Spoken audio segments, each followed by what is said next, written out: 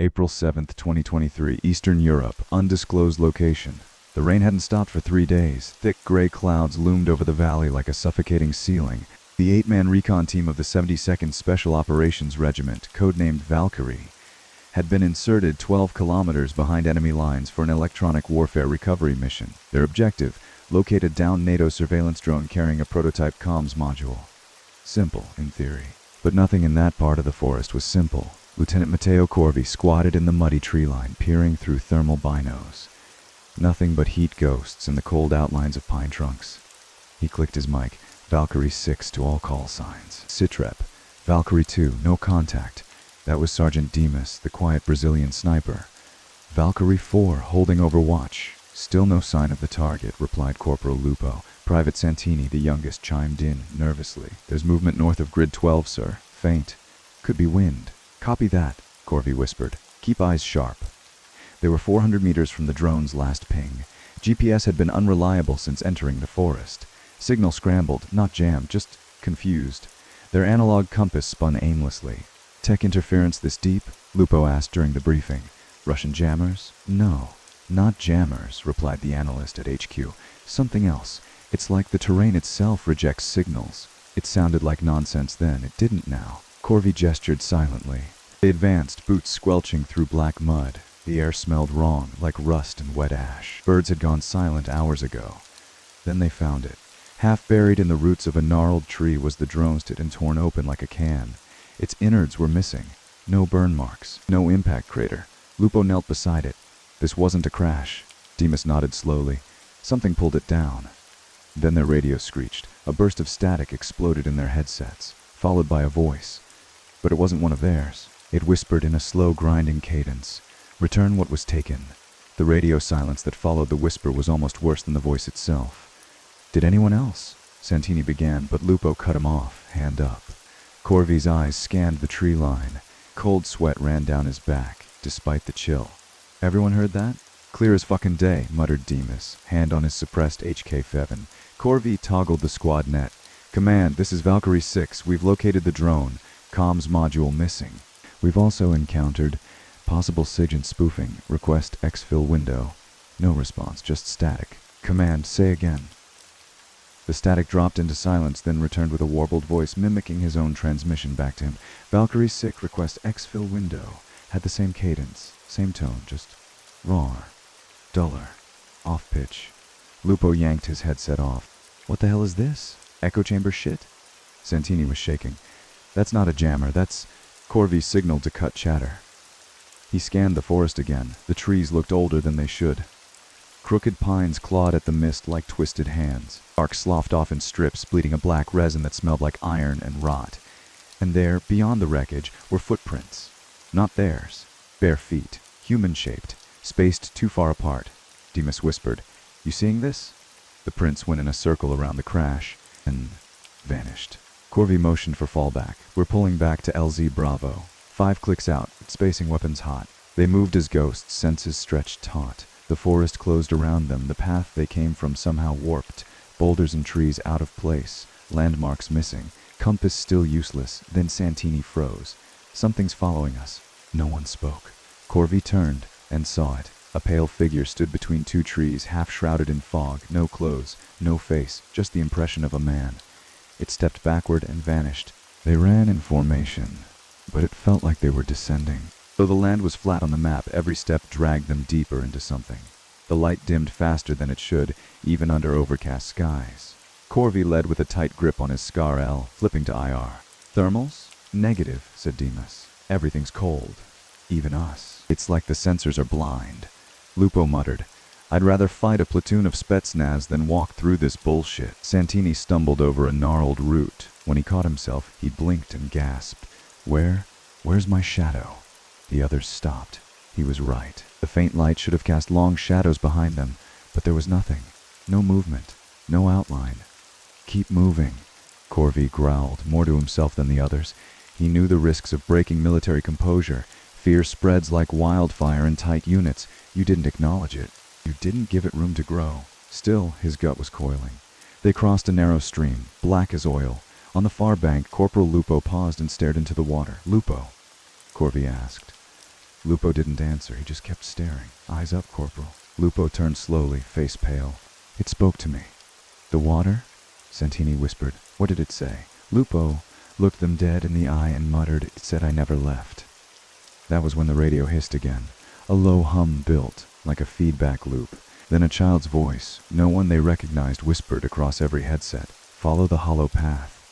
Then static again. Corby yanked the battery from his headset. Everyone shut it down. No more radios. Line of sight comms only.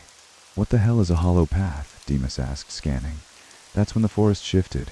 A narrow trail opened where nothing had been. Not cleared, revealed. Trees bent back, arching unnaturally to form a tunnel of branches and bone-white bark.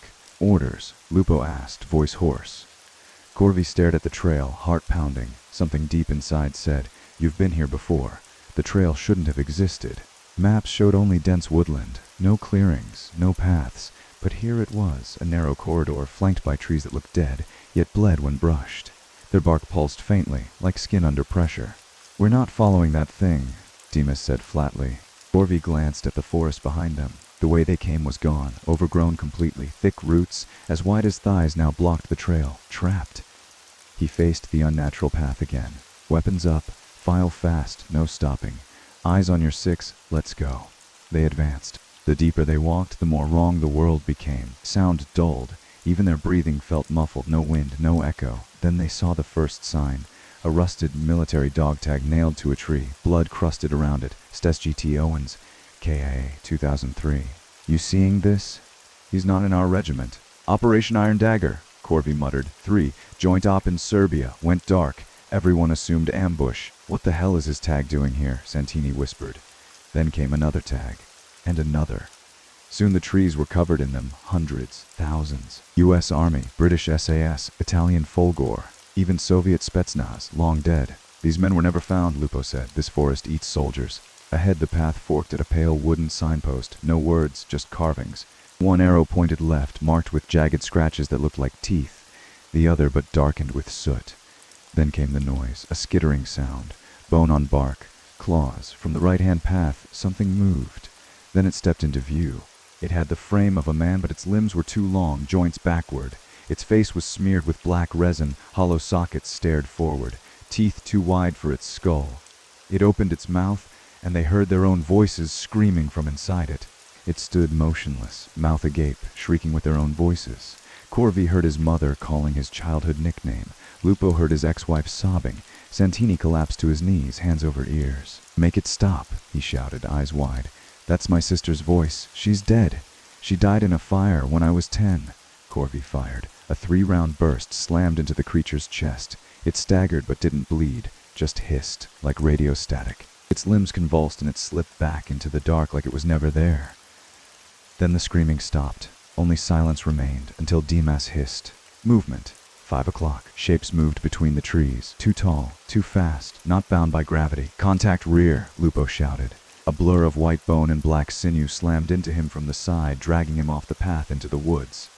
He screamed once, then silence. Lupo! Corby spun and fired into the trees, but there was no target. Just missed. We stick to the path, he roared. Anyone leaves it dies. That's an order. They ran. The left path twisted like intestines. The trees now leaned inward, making the tunnel claustrophobic.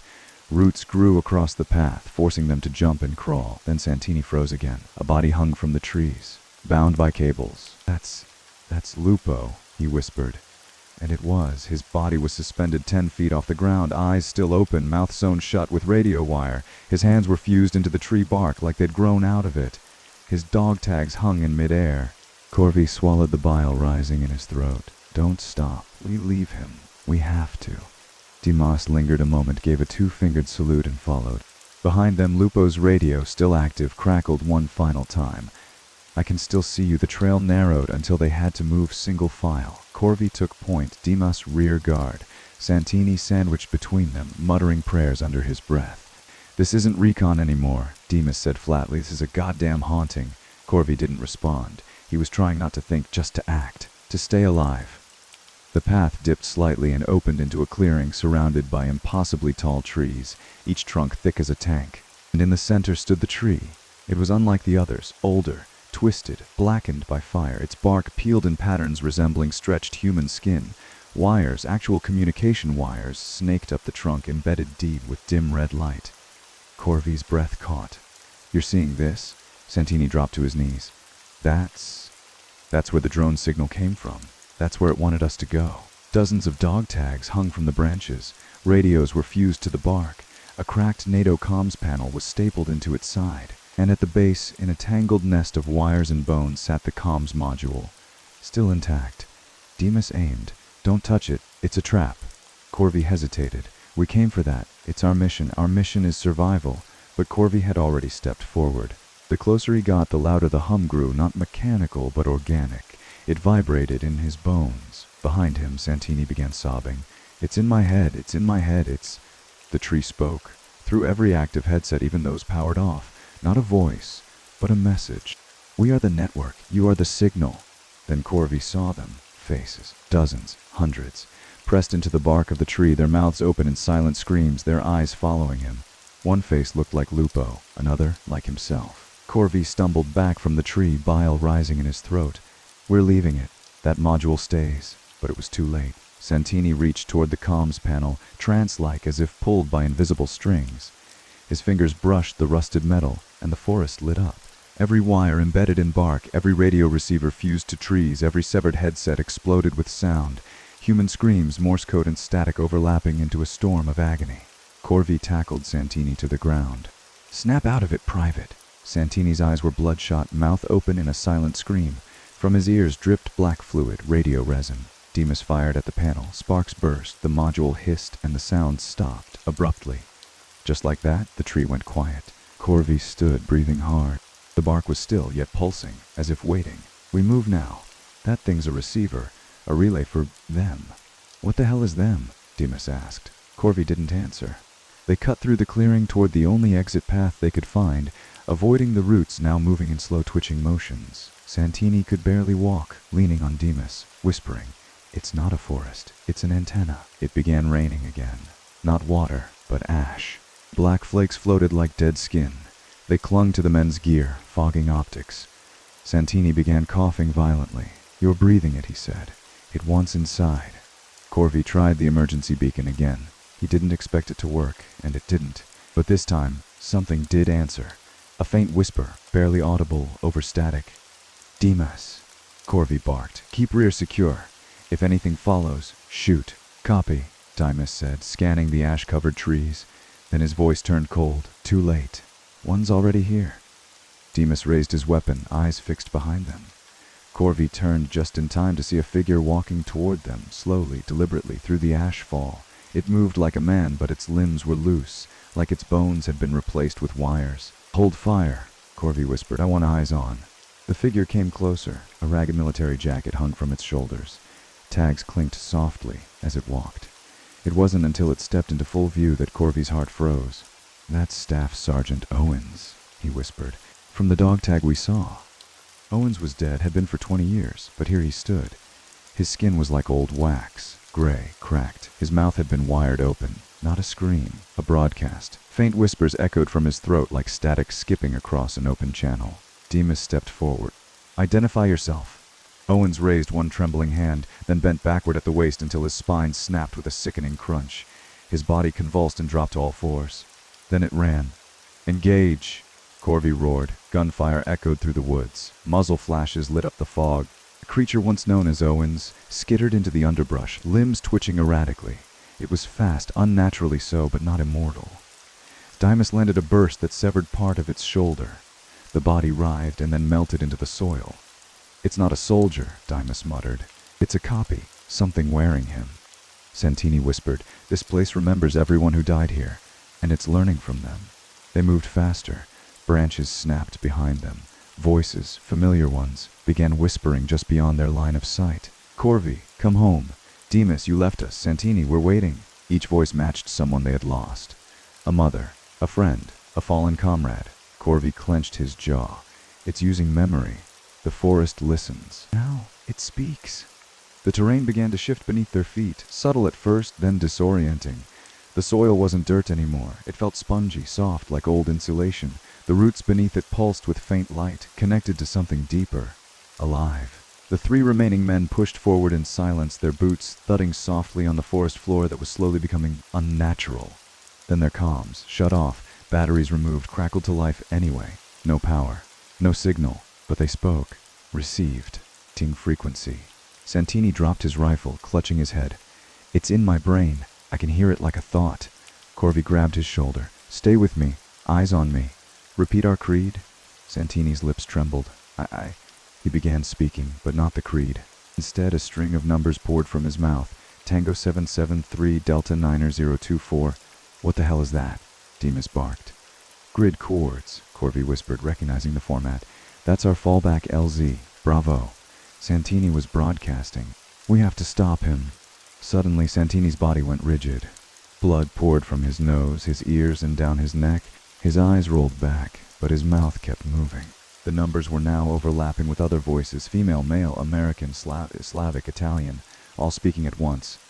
Corvi drew his knife. Forgive me. He stabbed the base of Santini's skull with surgical precision. The body collapsed. The transmission stopped. Silence returned like a curtain dropping. Demas stared. He was broadcasting our position. The whole time. Corvi nodded. This place doesn't just kill. It consumes. It reuses. They moved in silence now, two shadows against the ever-darkening woods. Above them, the sky twisted, not in color, but in structure. Stars flickered like dying electronics. A low-frequency hum pulsed through their bones. Ahead, through the mist, a light. LZ Bravo. The clearing emerged like a dream, unnatural in its symmetry. The trees ended in a perfect circle. A flat clearing, dry underfoot, clear of ash, grass, sky. The sound of wind. Wrong. In the center, the LZ beacon blinked steadily. A UH-90 roving drone transport hovered nearby, engines whispering low, ramped down. The Italian flag was painted clearly on the side. Corvi raised his rifle. This isn't right. Demas pointed. That's our bird. But no rotor wash. No sound of Bladus here. They advanced slowly. No sign of the pilot. The cargo ramp sat open, soft yellow light spilling out. Inside, clean benches, buckled harnesses, gear crates. Too clean. Untouched. Could be a decoy, Demas whispered. Corvi approached, circled to the side, weapon raised. He scanned the undercarriage, then stopped. No serial numbers. Military craft were never blank. He motioned to Demas, who joined him at the side. Corvi pointed. Demas went pale. This thing was made to look like our bird. Corvi crept up the ramp. His boot touched the deck. He heard it instantly. Radio chatter. Dozens of voices layered together from inside the bird. Not playing through speakers. No, it came from the walls. He stepped back. It's not real. It's another lure. Another receiver. Behind them, the forest hissed. The air turned electric. The trees were moving. Something enormous approached. Trees bending. Ground shuddering. We run, Corvi said. But the moment they turned, the light from the fake transport shut off. The forest went silent. Everything froze. Then the air itself rippled. A new voice spoke through the comms. Clear. Deep. In Italian. Lieutenant Corvi, you've already boarded. Welcome home, Corvi turned. Inside the fake bird he was sitting. Not a clone, but himself. Eyes open, smiling, waiting. Corvi froze at the ramp. The figure inside the false transport sat in perfect stillness, mirroring his posture exactly, down to the subtle twitch of his left eye. Demas aimed his rifle. What the hell is that? The double tilted its head, smiling like a man who already knew how this ended. It's me, Corvi muttered. Or it wants to be. The doppelganger spoke, lips moving in sync with Corvi's thoughts. You've transmitted. You're already part of the loop. This isn't extraction. This is integration. Suddenly Corvi's radio hissed, despite having no battery. A voice played again in Italian. Mission concluded. Signal received. Person unconfirmed. Extraction complete. Corvi's stomach sank. One? He turned to Demas. They're only extracting one. The fake Corvi rose from the bench and stepped toward them. Behind them, the forest screamed. Not with sound, but with munt. Every tree root and wire surged forward tidal wave. The air vibrated with pure vignetic hate. The ash ignited mid-air, glowing like static fire. Demas shoved Corvi. Now. Corvi hesitated. That thing wants me in the bird. You know what that means. Demas raised his rifle toward the trees, breathing fast. Then we break the loop. You go, I stay. Someone's got to cover your frequency. Corvi looked at him. They were soldiers. They didn't get happy endings, only clean exits or clean deaths. He stepped onto the ramp. The fake smiled wider. Corvi passed him, pushed deeper into the bird's interior, where the illusion broke entirely. Inside, not seating, but rows of human-shaped growths, wrapped in radio wires, pulsing in sync, each with a blank face, all of them broadcasting. He turned back. Demas was gone. And behind him, the doppelganger's voice whispered, "You transmitted. That's all we need." Corvi stepped backward toward the exit ramp, eyes locked on the horror inside. The figures along the walls, dozens of them, shifted. Wrapped in signal cable, covered in growths resembling headset coils, their skin was pale and slick with resin. They pulsed together. Like a hive, each beat emitted a signal, click, click, static scream. A low drone vibrated from their chests.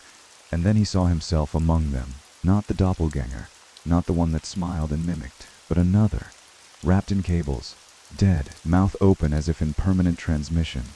Corvi whispered, "I already died here." The fake him stepped into view, tilting his head with mock concern. "Upload. The forest, it retransmit. Then you become data." Corvi drew his sidearm. "Then I'm deleting myself." He aimed at the body on the wall. The fake hesitated. A flicker of fear or programmed response? Corvi fired. The round pierced the body's temple, and everything went white. Time unknown. Signal disrupted. When Corvi woke, he was lying in the dirt, real dirt, cold, wet. The ash was gone. He turned over and saw Demas beside him, alive, breathing shallow. Burned transport was gone. So was the tree. So was the entire clearing. Above, a NATO evac chopper really hovered. Blades pounding, the real bird. Two soldiers rushed down to them. "Lieutenant Corvi, you're both alive? How?" He couldn't answer.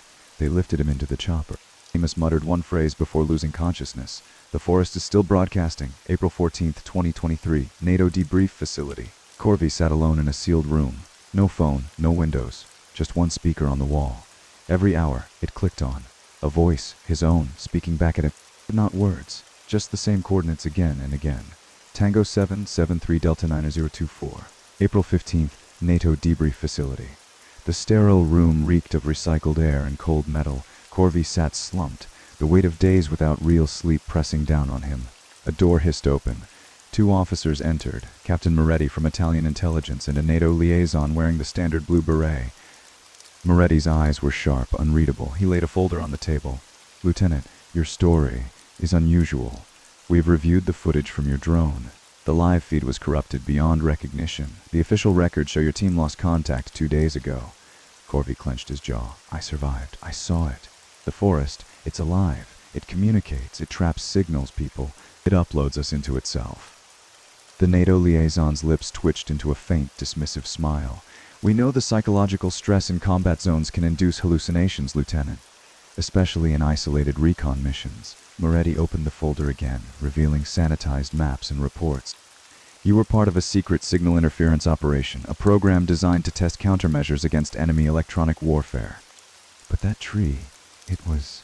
I saw the faces, people who died in this region decades ago. The forest keeps them. It's a network." Moretti leaned forward.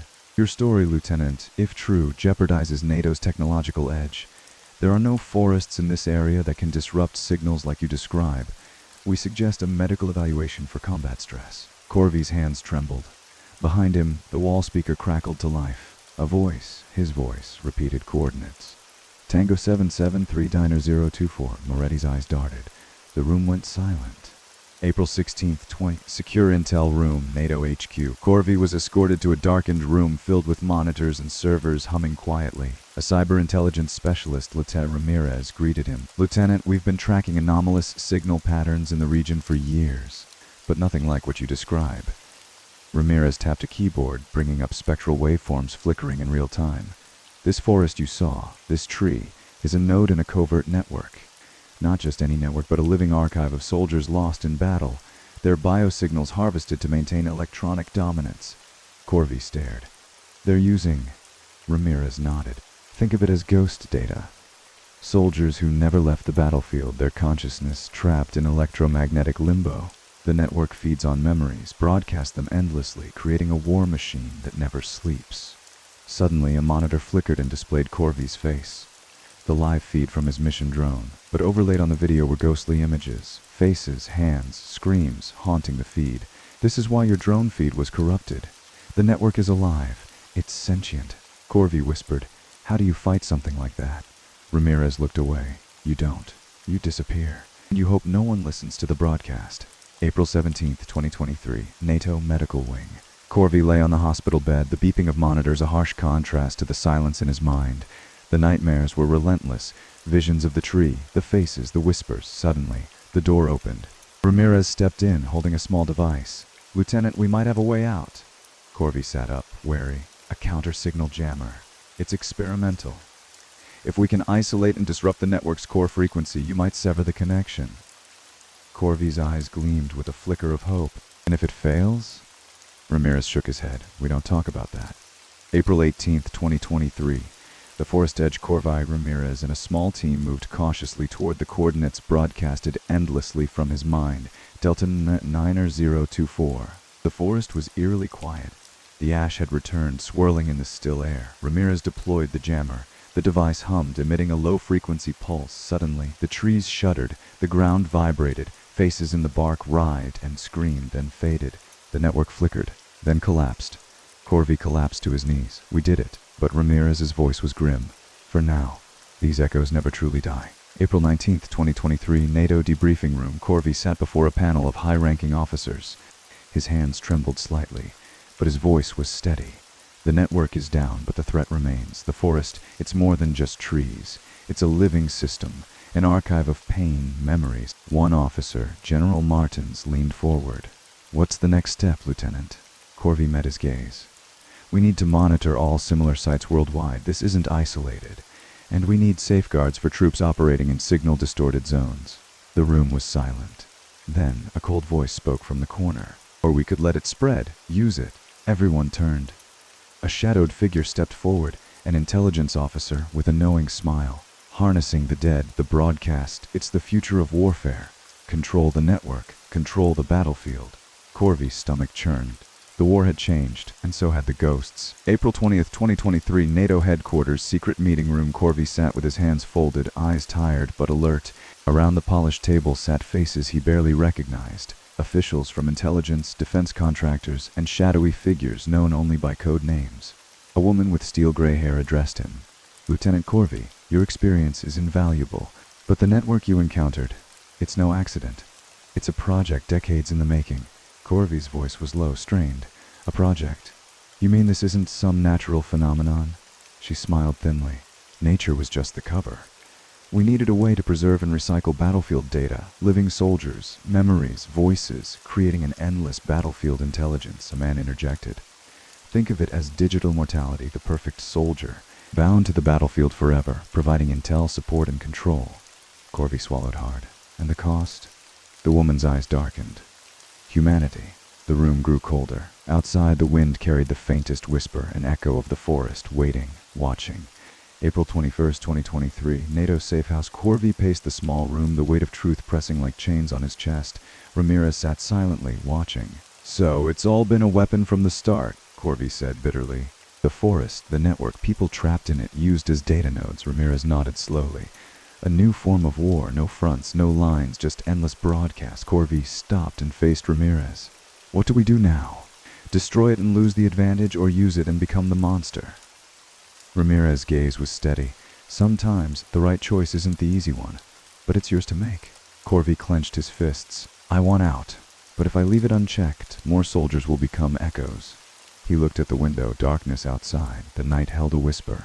"I'll fight, not just for us, but for them, the ones trapped." April 22nd, 2023. Deep in the forest. Armed with the jammer, new equipment, and grim resolve, Corvi led a small team back to the heart of the forest. The tree pulsed faintly, waiting, patient. Corvi activated the jammer. The ground shook. But this time, Corvi wasn't just fighting for survival, he was fighting for redemption. April 22nd, 2023. Heart of the forest. Corvi's team moved silently through the ash-strewn clearing. The eerie silence was thick, almost tangible. The tree stood before them, massive, its bark shimmering faintly, veins pulsing with an unholy light. The jammer was ready, humming softly in Corvi's backpack. "Once I turn this on, there's no going back," he said, voice steady despite the dread clutching his gut. Demas, his second-in-command, nodded.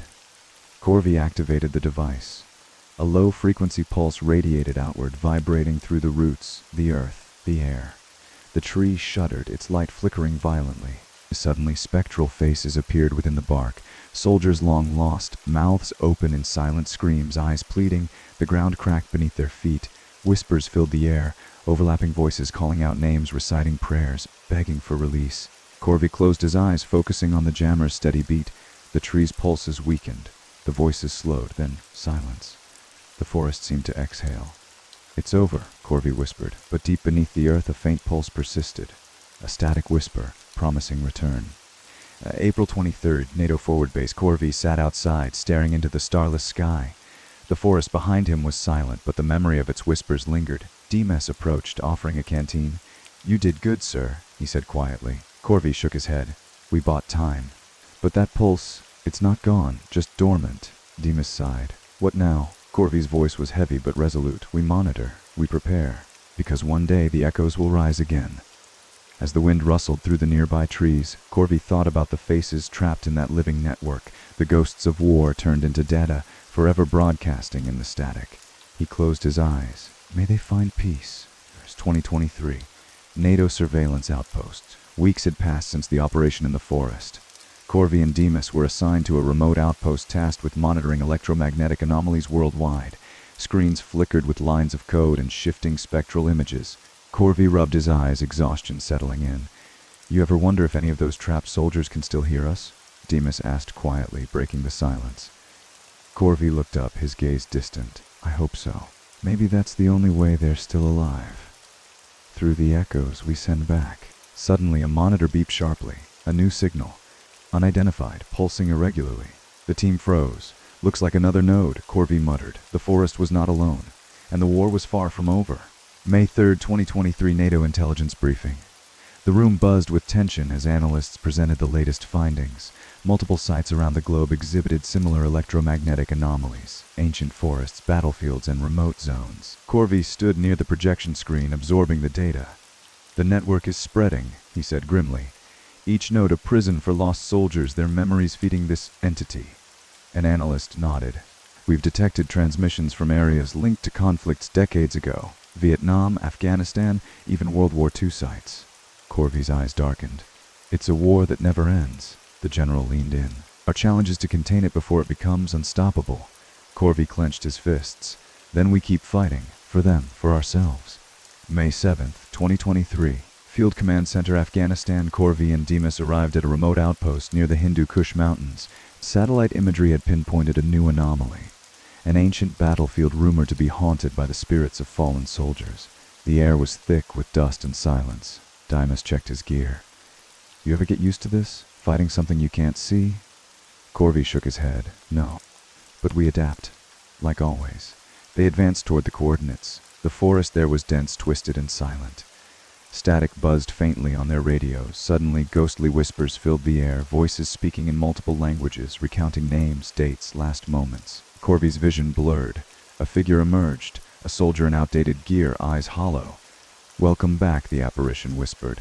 Dimes raised his rifle. "We're here to end this." Corvi steadied himself. "Or to join them." May 8th, 2023. The haunted battlefield. The ghostly soldier stepped closer, his form flickering like a dying signal. "You cannot destroy what is already lost," he said, voice hollow but filled with sorrow. Corvi raised the jammer, but the device flickered, losing power. The forest seemed to close in, roots twisting like fingers. Dimes shouted, "We need to retreat." Corvi finishing this. He adjusted the device, pouring the last of its battery into a concentrated pulse. The ground trembled. Faces appeared, soldiers from every war united in anguish. Corvi's vision blurred. The wisp became screams. He felt himself pulled toward the light. "Hold on, sir." Dimes reached for him. Corvi's hand brushed a spectral figure, his own father, fallen years ago. "You're not alone," the apparition whispered. Summoning his last strength, Corvi added the pulse, a blinding flash. May 9th, 2023, dawn at the battlefield. Corvi awoke to the first light breaking through the ash-choked sky. The forest was silent, almost unnatural. Dimes was beside him, bruised but elite. "End it?" Corvi asked, voice hoarse. Dimes nodded slowly. "The network's pulse is gone. The broadcast stopped." Corvi looked toward the trees, still, lifeless. A calm settled inside him, but the weight remained. What about the soldiers? The echoes? Dimes smiled faintly. "Some say peace comes when you stop fighting. Maybe we gave them that."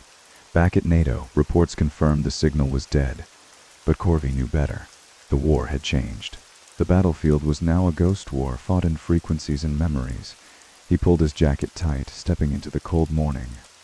"We fight on," he whispered, "for the living and the lost."